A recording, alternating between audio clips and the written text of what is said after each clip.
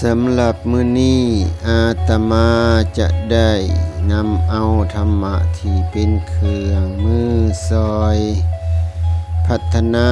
คนสังคมและประเทศชาติให้พ้นไปจากความทุกข์ยากนั่นก็คือทิฏฐธรรมิกถประโยชน์4คือธรรมะข้อที่4สมะชีวิตาเลี้ยงชีวิตพอเหมาะพอดีพอเหมาะพอเพียงกับฐานะและรายได้ของตนบ่หลายเกินไปและบ่น้อยเกินไป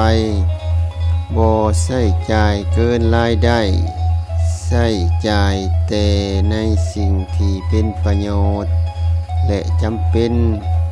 รู้จักจัดสรรทรัพย์สมบัติเป็นสัดส่วนเช่น ข้อหนึ่งใช้จ่ายเลี้ยงตนเองครอบครัวพ่อแม่ญาติพี่น้องและคนใช้ให้เป็นสุข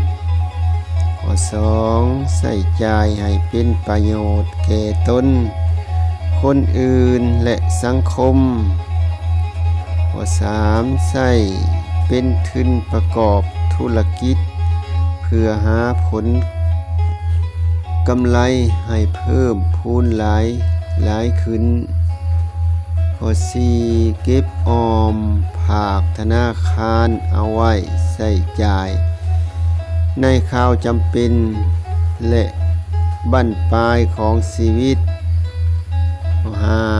แบ่งไว้เพื่อซอยเหลือสาธารณกุศลต่างๆสรุปแล้วธรรมะทั้ง4อย่างนี้เกี่ยวเนื่อง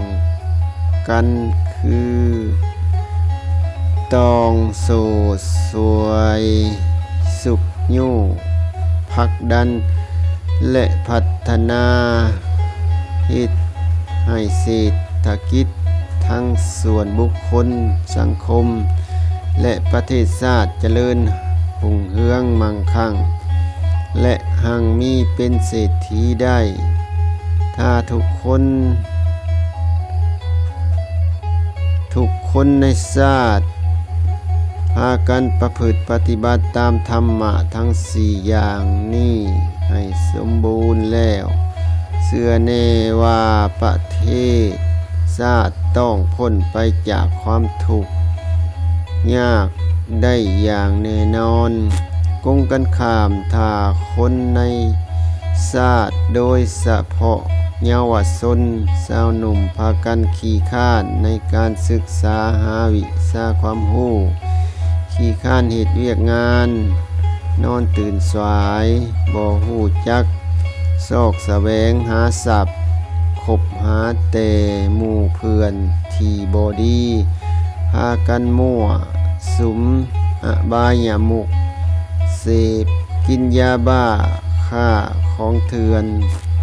ลิ้นกินพุ่มเพือยประเทศชาติพ้นทุกข์ได้ยากเพราะฉะนั้นจึงขอฝากทานสาธุชนพุทธบริษัททั้งหลายจงพากันประพฤติปฏิบัติตามหลักธรรมะของพระพุทธเจ้าดังที่กล่าวมาแล้วนั่นให้สมบูรณ์เถิดอย่าได้รอคอยแต่โชควาสนาหรือสิ่งนอกตัว